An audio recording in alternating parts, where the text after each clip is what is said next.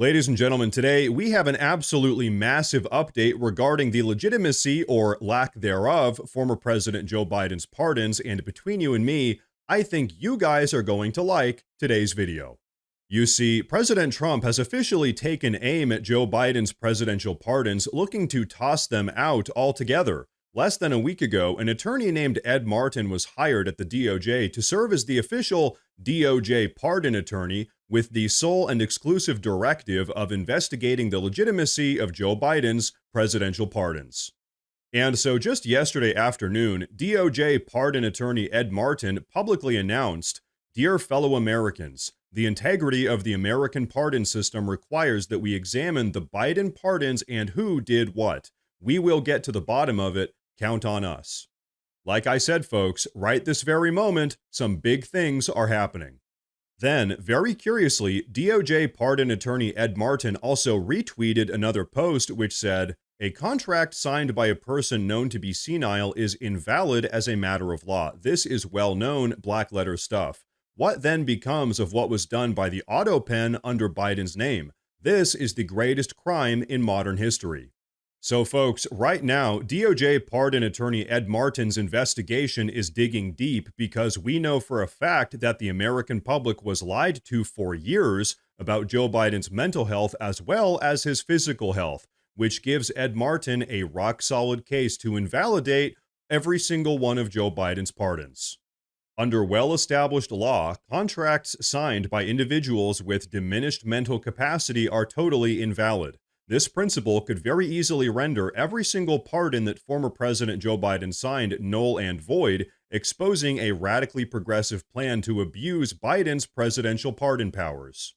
Now, folks, Vice President J.D. Vance actually weighed in on all of this just yesterday afternoon. Take a look. Yeah, look, I mean, first of all, of course, we wish the best for the former president's health.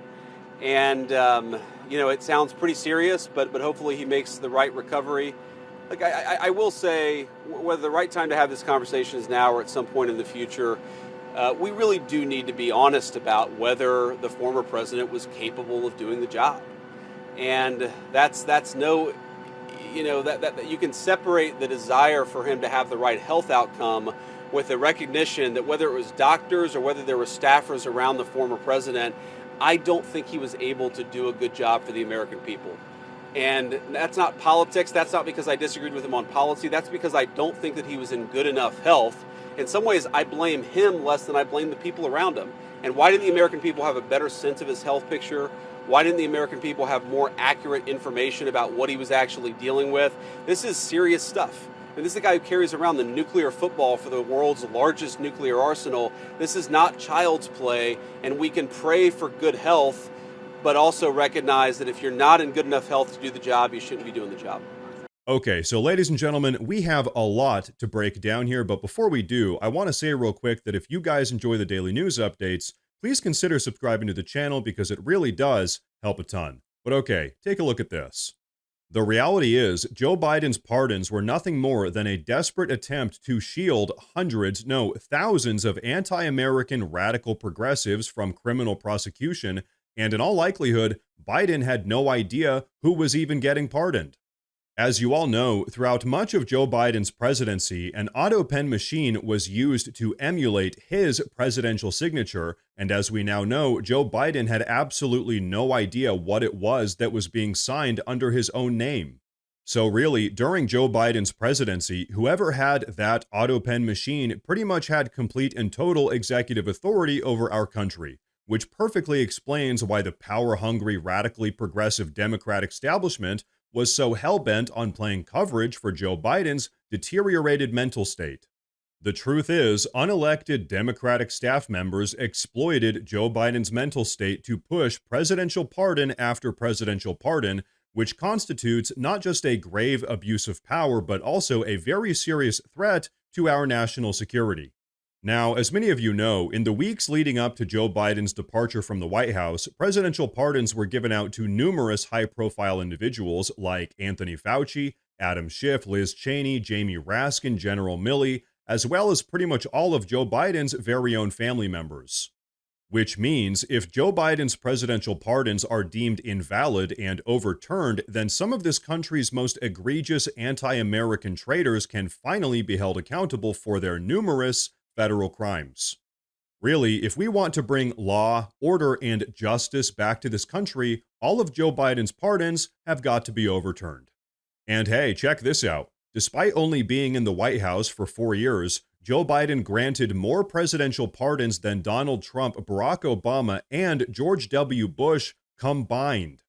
The sheer volume of Joe Biden's presidential pardons just further indicates the degree to which his pardons were given out in order to shield thousands of radically progressive globalist deep state agents within our government from ever being held accountable for all of their anti-American behavior. Also, between you and me, it wouldn't surprise me one bit if the Biden crime family was operating an entire pardon racket, selling presidential pardons to whoever was willing to pay the price. The Bidens were crooked in just about every other conceivable way, and you and I both know that there are some very rich and very powerful people that would pay big-time money for a sweeping, all-inclusive federal pardon. But now that DOJ Pardon Attorney Ed Martin is on the case, we can expect for things to finally start happening. First, he's got to start sending out subpoenas to get a hold of all of Biden's medical records. Then he can work with the congressional Republicans to start calling Biden's collaborators into Congress, putting them under oath, then interrogating them.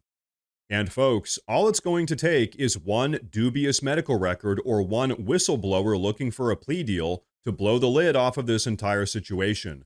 Once DOJ Pardon Attorney Ed Martin starts pulling at a couple of these threads, I think we can expect that the entire ball of yarn is going to come undone. And like we said earlier, once all of Joe Biden's pardons get overturned, and I really do think they will, we can finally dispense justice to thousands of these radically progressive globalist deep state agents that tirelessly worked for years to undermine the United States of America.